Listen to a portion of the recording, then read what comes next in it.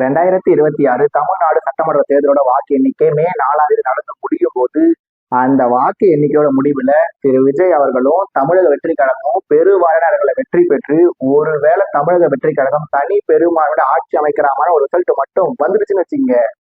அதன் பிறகு இது தமிழ்நாடு இல்ல தளபதி நாடு. ஏன்னா இதுக்கு முன்னாடி தமிழ்நாட்டோட முதலமைச்சர்களா காமராஜர்ல இருந்து அண்ணா வரைக்கும், கருணாநிதியில இருந்து எம்ஜிஆர் வரைக்கும், ஜெயலலிதால இருந்து ஓ பன்னீர்செல்வம் வரைக்கும், எடப்பாடி பழனிசாமியில இருந்து முத்துவேல் கருணாநிதி ஸ்டாலின் வரைக்கும்னு சொல்லி பல பேர் தமிழ்நாட்டு முதலமைச்சர் இருந்திருக்காங்க.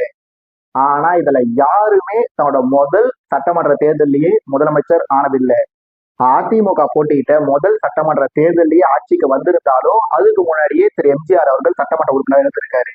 இப்படி இருக்கிறதுனால அரசியலுக்கு வந்த முதல் எலெக்ஷன்லயே போட்டியிட்ட முதல் எலெக்ஷன்லயே ஜெயிச்சு தனி பெரும்பான்மையோட திரு விஜய் அவர்கள் ஒருவேளை முதலமைச்சர் ஆயிட்டாருன்னா தமிழ்நாடு தளபதி நாடா மாறினது மட்டும் இல்லாம அவர் அப்ப சொல்லலாம் என்னன்னு, கரியரோட பீக்கை விட்டுட்டு அரசியலுக்கு வந்தனா தமிழ்நாட்டோட பீக்காவே மாறிட்டேன் அப்படின்னு சொல்லி பெருமையா சொல்லலாம்.